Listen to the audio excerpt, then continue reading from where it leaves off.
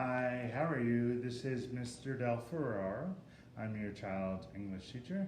I'm also the Blue Team leader, so you probably have heard from me before by email. I'm sorry if I'm sending out too many emails. I'm just trying to keep everyone on the same page, engaged and informed. So hopefully, hopefully it's okay. Now let's talk about English here. Let me bring up yes, here we go. This is the English curriculum and the rules and information. You already had a copy of this and your children gave it to you to sign electronically, so thank you. Some important things to talk about with you. Well, first of all, actually, I'll give you a little tour of the classroom. So you can see here behind me is our smartboard. Really nice smartboard. Basically what we do here is if we're doing a lesson live, I have the screen up here and maybe a Google Doc or something that the students are looking at and working on. And through Zoom on my computer, I have the Zoom up and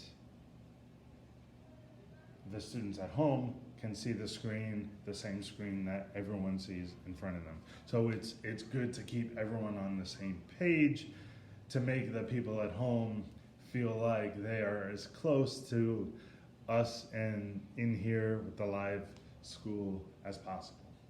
So that's nice, and you could also see around the classroom, let me swivel down for you, you could see some of the chairs that I have set up, and you could see I have them all in squares. They all are all spaced out at a good distance, so to keep everyone nice and safe and secure. Also, I teach 4 classes. My period 3 class I teach with Mr. Conroy.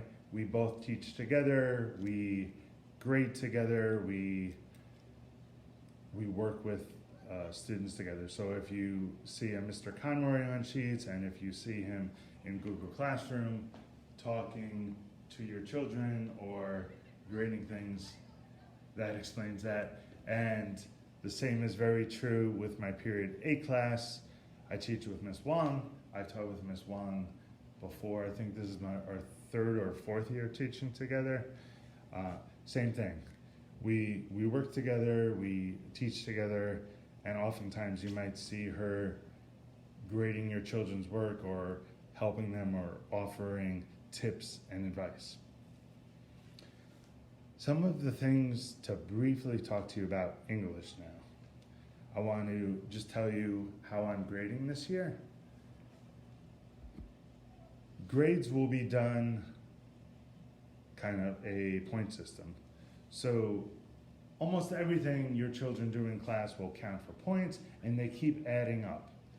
The bigger the project or assignment, like an essay, the more points it counts for, which is only fair, right?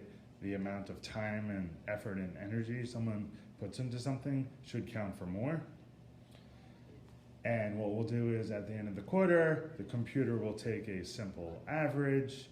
Let's say there was 600 points possible and your child earned 550. We would just do the math, and whatever the percent is would be your child's score for the quarter.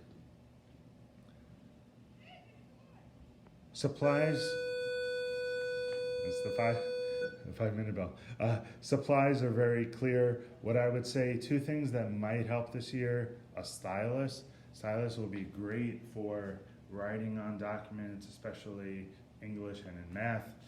And something else, earphones or earbuds maybe, could make it easier to hear and also easier to speak to teachers in Zoom.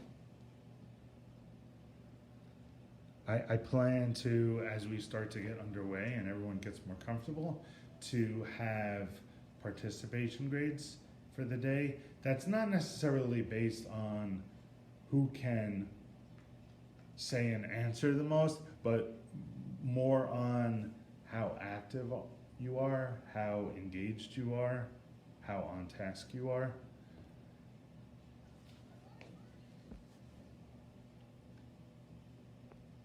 Reading.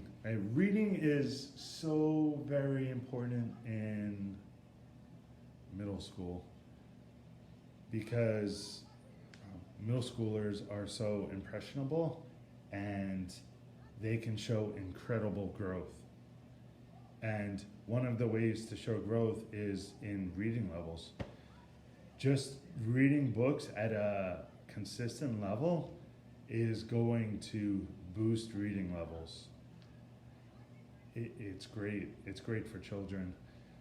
So we want to do everything we can here in my class and in school to make sure that children can boost up their reading levels, especially because it's in a few months, your children are going to be going over to the high school where they will be reading quite difficult books, right? So we want to get them ready and prepared. Basically, on average, your children should be reading 6 days a week for half an hour at a time. And we all read at different paces. I'm more of a slow, medium pace, and that's okay. And I let your children know throughout the year, it's okay whatever pace you're at, and they shouldn't feel bad about reading slowly because even your teacher reads slowly. And we will have journals that students write in class. Usually it's about 6 a quarter, just reflecting on the book that they're reading at the moment. It might be a book that we're all reading together as a class, or it could be a book that students have picked on their own. In terms of books that they're picking on their own, I have a nice collection in my classroom that your children are more than welcome to borrow from me. When I get a book back, I will hold it for a week and isolate it. It's going to go into self-isolation. The book's going to go into quarantine. No one's going to see it or touch it. And then I could put it back into circulation for anyone else to read. We have a great school library upstairs and the Great Neck Library. I don't think enough people really use that as a great resource. They have great collection, but an amazing ebook collection and also amazing audiobooks. It's pretty great, pretty awesome. We're going to be working on vocabulary this year. We're also, when we do writing assignments, I'm following Columbia Teachers College reading and writing workshop. So writing is more of a process. It's not just, here's the topic, write an essay. It's helping your children to understand the thought process that they should really go into when they write. The brainstorming, the trial and error, the draft, the editing, the revision. That's all things that they should start to internalize. And what else we got? We will talk about plagiarism this year. Not only just talk about don't plagiarize, but talk about ways to avoid it and ways to properly cite, just so they're ready and they're prepared for high school. And this year, very excited, we're going to start off with a great book that I read over the summer. The book is called I Hate You Give. Such a good book. I have the sequel, and she has the third book coming out pretty soon, I think in a few weeks.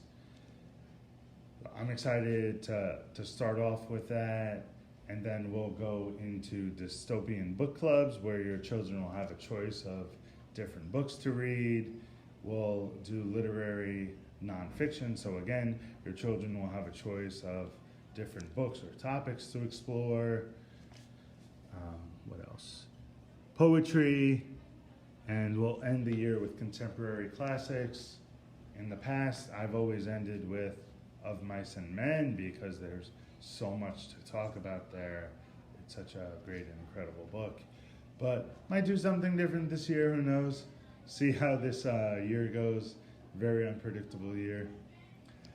Last note, if any of you have children in my enriched class, basically my enriched students are mixed in with period 2, 3, 7, and 8. And how it works is each quarter I meet with your children a few times and we do a project. This quarter it's a blogging project, so they're going to create a blog of their own. They pick the topic, they pick what's exciting to them, and they create a series of blog entries. If there's anything at all that you have questions about, feel free to reach out to me. I know this isn't the best or the ideal way for us to meet, but I guess it's the best we could do right now. But again, feel free to reach out to me and we could talk, or if you have any questions at all, just let me know, okay? Take care, have a great day.